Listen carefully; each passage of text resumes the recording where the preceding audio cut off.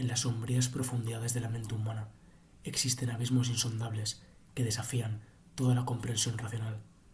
En el tejido oscuro de la historia se entretejen relatos que hacen estremecer los cimientos de la cordura. Entre ellos emerge la figura siniestra de un depredador acechando en la penumbra de la noche, un nombre que envuelve el alma de un escalofrío de horror: Ted Bundy.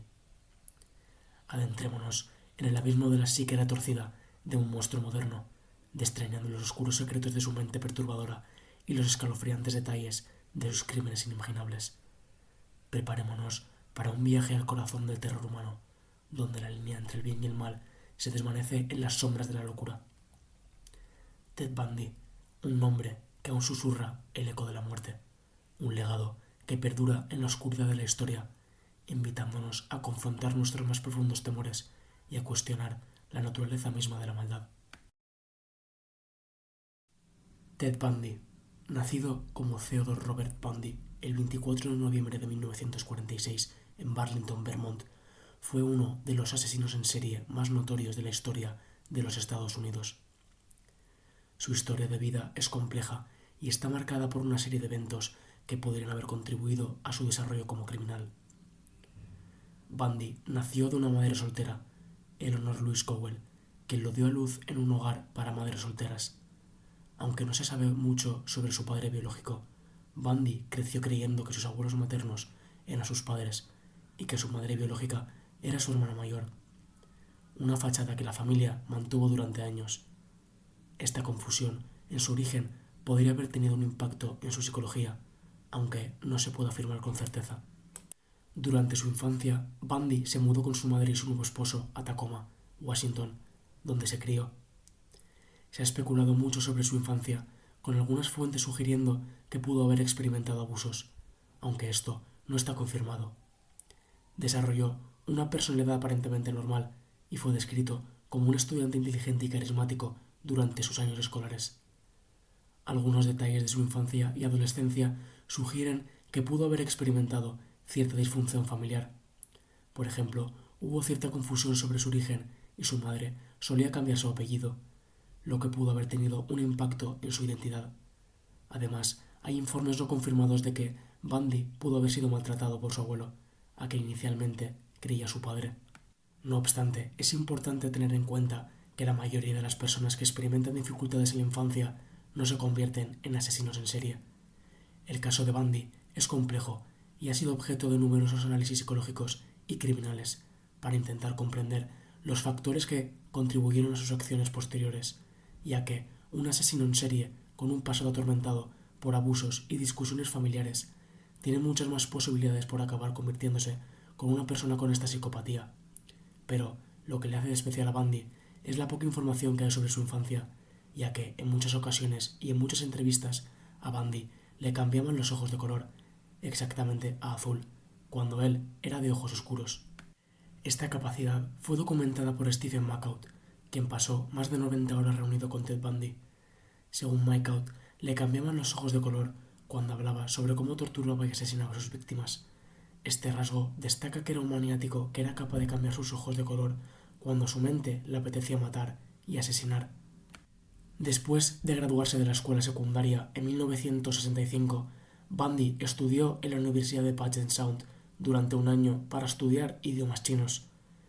En 1967 tuvo una aventura con una compañera de clase de la Universidad de Washington, a quien le dieron varios nombres falsos de las biografías de Bundy, generalmente Stephanie Brooks, seudónimo de Diane, una joven de una familia acomodada.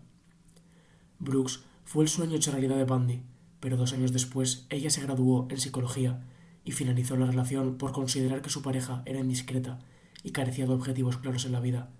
Bundy nunca superó la ruptura y se obsesionó con ella, manteniendo contacto a través de cartas en un intento de reconquistarla. En la universidad, Bundy comenzó a mostrar un interés particular por el estudio de la ley y la política.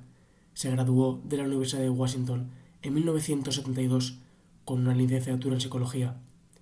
Durante este tiempo comenzaron a surgir informes de desapariciones de mujeres jóvenes en áreas donde Bundy vivía o había estado. Casualmente, estas chicas tenían características similares a Stephanie Brooks.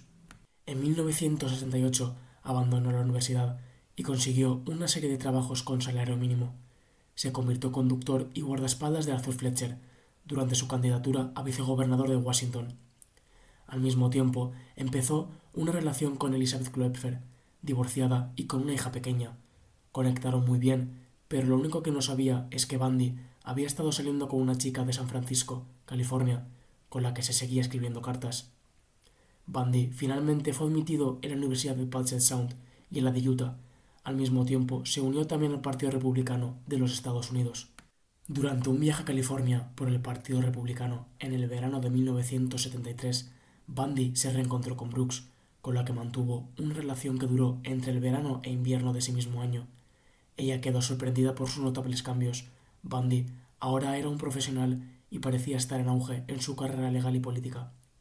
Al mismo tiempo, Bundy también estaba saliendo con Kloepfer y ninguna de las dos se conocía. En el otoño de 1973 fue admitido en el Instituto de Derecho de la Universidad de Puget Sound y continuó persiguiendo a Brooks, quien también voló a Seattle varias veces para estar con Bundy. En un momento, los dos hablaron sobre el matrimonio y Bundy le presentó a Brooks, a Ross Davis, como su prometida. Al final, Bundy la abandonó sin que ella volviera a saber nunca más de él. Finalmente, Bundy comenzó a faltar a sus clases de derecho y en abril de 1974 dejó de asistir a clases por completo, mientras que las mujeres jóvenes de la zona comenzaron a desaparecer. El 8 de noviembre de 1974, la carrera criminal de Ted Bundy dio un giro de 360 grados cuando se acercó a Carol Daronch en la Fashion Place Mall en Murray, Utah. Se hizo pasar por agente de policía, informándole que habían intentado robarle el coche. Subió al coche de Bundy creyendo que iban a la comisaría a presentar un informe y en el mismo momento Bundy sacó un arma y le esposó las muñecas. Daronch consiguió luchar y escapó del coche de Ted Bundy, golpeándole la cara para después parar a un coche que pasaba por la calle para explicarle lo que había sucedido y así que la llevara a comisaría. Una vez allí, Carol Daronch le describió todo lo sucedido a la policía, incluyendo el coche y al propio Bundy. Esa misma noche, Debbie Kent, de 17 años, desapareció en Beaumont. Los padres llamaron a la policía viendo que su hija no llegaba a casa, y en la investigación de la desaparición encontraron a las esposas y la llave de las mismas, las cuales fueron presentadas por Carol Daronch la misma mañana en la comisaría. La policía ya tenía un patrón de pruebas que relacionaban a Bundy con los secuestros, pero aún queda mucho trabajo por delante. Bundy sabía que en Utah corría peligro de ser detenido, así que viajó hasta Colorado para hacer su psicopatía aún más grande. 12 de enero de 1975, Karen Campbell, 23 años, en una cita con el médico, no apareció. Un mes después, encontraron el cadáver de Campbell congelado en un banco de nieve a 3 kilómetros de su hotel. Fue violada y brutalmente golpeada. No se encontró ninguna evidencia del agresor. 1 de marzo de 1975 fue encontrado el cráneo de Brenda Ball. 3 días después, la policía encontró parte de los cuerpos de Linda Healy, Susan Roncourt y Roberta Parks. Posteriormente, se hallaron otros restos que fueron identificados como pertenecientes a Donna Mason. 6 de abril de 1975, Dennis Oliverson, 25 años. Dennis no fue a visitar a sus padres en Grand Junction. Desapareció y su cuerpo aún no ha sido encontrado. 15 de abril de 1975, Sally Robertson, 24 años. El 21 de agosto, su cadáver fue descubierto por dos estudiantes en el pozo de una mina cercana en Georgetown. Una amiga cercana de Meg Anders, en ese momento la pareja de Bundy, llamó a la policía anónimamente para informarles de que su novio podría estar relacionado con los asesinatos de los cuales tanto se hablaba. Bundy estratégicamente viajó de estado en estado, ya que cada vez sus secuestros y crímenes se iban truncando, hasta que el 16 de agosto de 1975 un policía detuvo un Volkswagen en Salt Lake City. El sospechoso se dio a la fuga, pero fue detenido poco después. En el mismo vehículo se encontró un kit de herramientas que dieron inicio a una investigación de gran escala sobre Theodore Robert Bundy. El 23 de febrero de 1976 comenzó el juicio contra Ted Bundy por secuestro agravado, ya que no lo relacionaban con los demás asesinatos. 29 años tenía cuando entró en la sala. Carol Daronch lo reconoció como el hombre que intentó secuestrarlo, pero él negaba conocerla. El 30 de junio de 1976 fue sentenciado a una condena de 15 años de prisión con posibilidad de libertad condicional. Las pruebas periciales de Volkswagen determinaron que las muestras de pelo encontradas en el vehículo pertenecían a Melissa Smith y a Karen Campbell. Exámenes posteriores revelaron que las contusiones cerebrales en ambos cuerpos podrían haber sido ocasionadas por la palanca encontrada en el coche de Bundy. La policía del Colorado levantó cargos por asesinato el 22 de octubre de 1976. Era la primera vez que Bundy tenía cargos por asesinato después de 2 años matando. Gracias a los conocimientos sobre derecho que Bundy fue adquiriendo en la universidad, decidió defenderse a sí mismo.